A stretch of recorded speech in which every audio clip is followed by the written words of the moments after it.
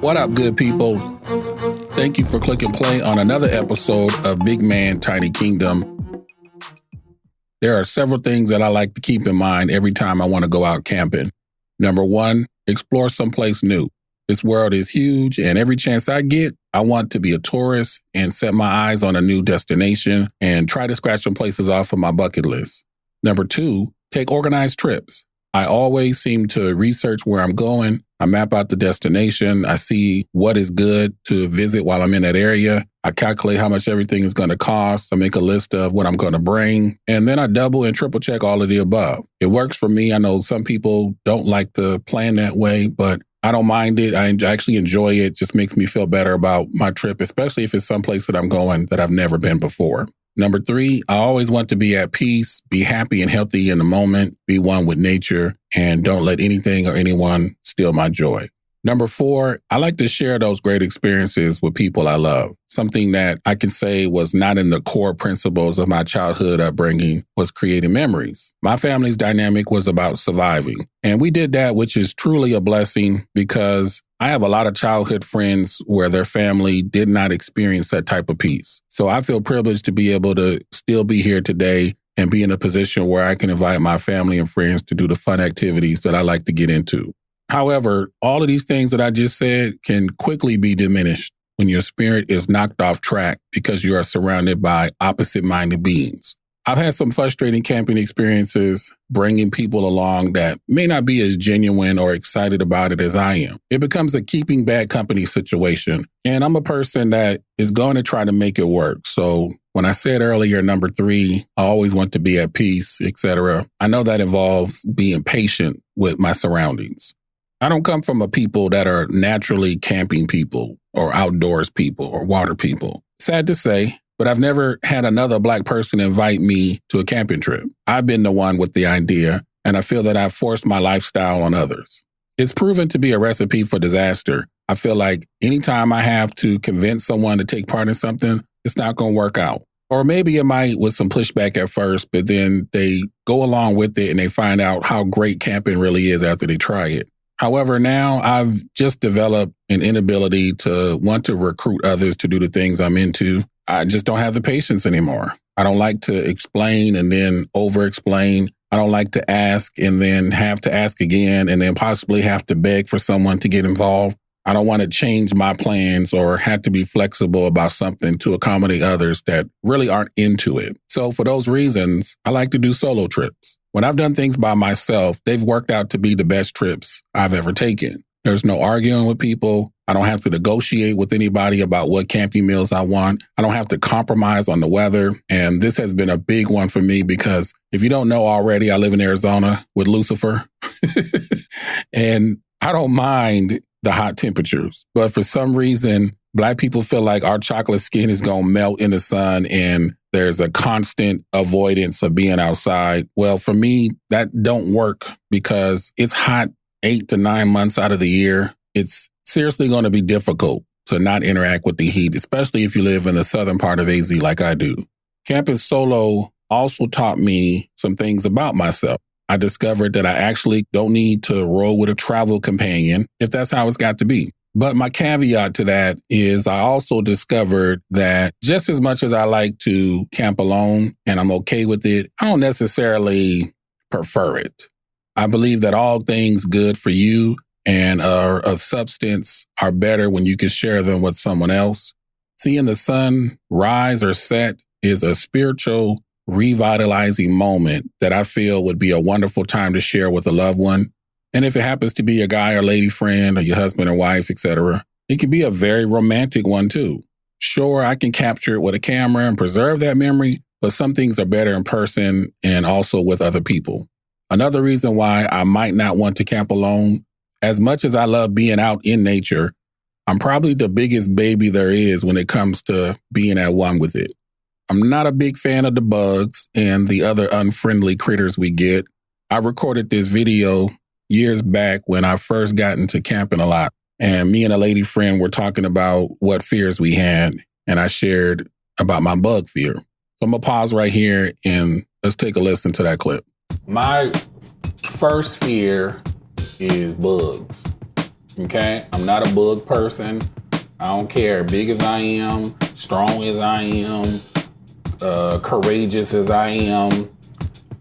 Bug, I would take on a bear before I take on a wasp, mosquito, gnat, tick, roach. You say that now, scorpion, you let your ass see a bear. Spider. You can't hear them come up on you. But if a mountain lion, I ain't taking on no bear, but if a mountain lion is running up on me or something like about that size, you know, where I'm like, okay, I'm bigger than them. Sure, they got teeth and claws, but I got teeth too. I'm gonna go ahead and, you know, if I ain't got no choice, I'm gonna go down with that. But by the time you know that a bee is up on you, it's too late. They done already got you. Really? Like I said, that was years ago. And to this day, I still don't have a love for the bugs. I can't do it. I'm a scream. I'm a run. I'm a punk. I've accepted it. Check out this next part of that video where the same friend who was talking big and bad and making fun of me and my fear of the bugs, check out what happened to her. It's a spider, and it's not even... It's a little spider. Them things jump on you. It's not even thinking about us. We can go into the men's bathroom. I'll come with you. I'll just be right here. Now, come on. It's just ants. And they're biting me. They're not biting you. Just because they're on you does not mean they're biting you. Just because you feel it on you, you also don't have any socks or shoes on.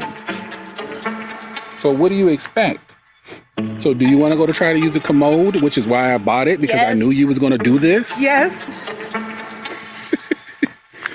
I'm too scared to get closer to that spider, but that of them is humongous.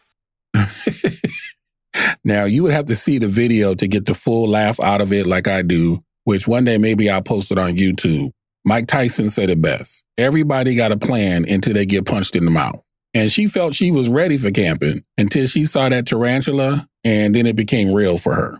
I've yet to be stung or bit by anything poisonous, and I hope I never will be. It probably will happen, but if I got to deal with a bug encounter, I'd rather have someone there with me to go through it with.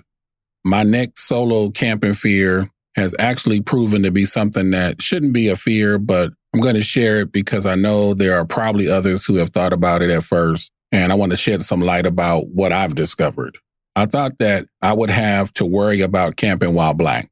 I thought that I would experience some racism with being here in Arizona, and I have yet to camp somewhere and see any other Black folks, but it is 100% untrue that people of color are not accepted or are made to feel uncomfortable.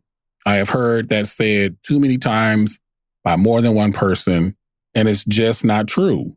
I have experienced nothing but genuine niceness from white people that I encounter on my camping trips. They have been very approachable, friendly, and I feel like we are there for the same reasons, to have a wonderful experience. And we honor each other's pursuit of having a good time. See, when there is commonality, there's peace, there's understanding, there's respect, there is love and kindness for each other. People camp in places where they can get away from all the city noise so that they can rest their brain for a little while. And I think that when you are around others who are after that same thing, it doesn't matter what color that person is. It's easy to relate to them and internally feel their happiness pursuit. And it's the coolest thing ever to witness. It brings people together. I've pulled up to places where I assume from the look of them, I may not be in the most comfortable situations. And this puts my guard up. But it quickly is broken down because it had no business being there in the first place. So if you're wondering about your safety, camping while Black, I'm going to lay out a precaution only because it's the smart thing to do. Is it possible that something unfavorable can happen to you? Sure. Not likely, but it could. So I would recommend you consider having tactical things in mind for your safety. And there are safety in numbers. So when I am camping with others, I sleep a little easier at night because I know I have another set of eyes and ears to help with any intrusions. But I don't feel I need to have protections or precautions in place simply because I'm Black. I would say more so for the safety element if an emergency happened. For example, if I'm hiking and get bit by a rattlesnake or step on a rock and twist my ankle and need some first aid assistance with that type of stuff, that's where having another person would be helpful, but that's not anything to do with my protection from other people. At the end of the day, I just want to enjoy myself. I'm content with doing things alone to achieve the level of happiness that I'm after. But I'm also grateful if I just so happen to get to hang out with someone else whose spirit is in sync with my own. Even if I regularly camped with someone, I probably would still try to find moments where I could spend a little bit of time to myself, whether it be to take a solo hike or get my chair and find a spot to lounge back and just check out the views or lay back in the hammock and listen to the birds sing. I tell you what, though, I'm looking forward to the day my grandson is old enough to take camping. That is going to be like a small piece of heaven for me. That being said, shout out to Yoel. Thank you, son, for giving me little man to spoil, take on trips, teach him a few things, sugar him on up, and then send him back home to you. This is Big Man, Tiny Kingdom.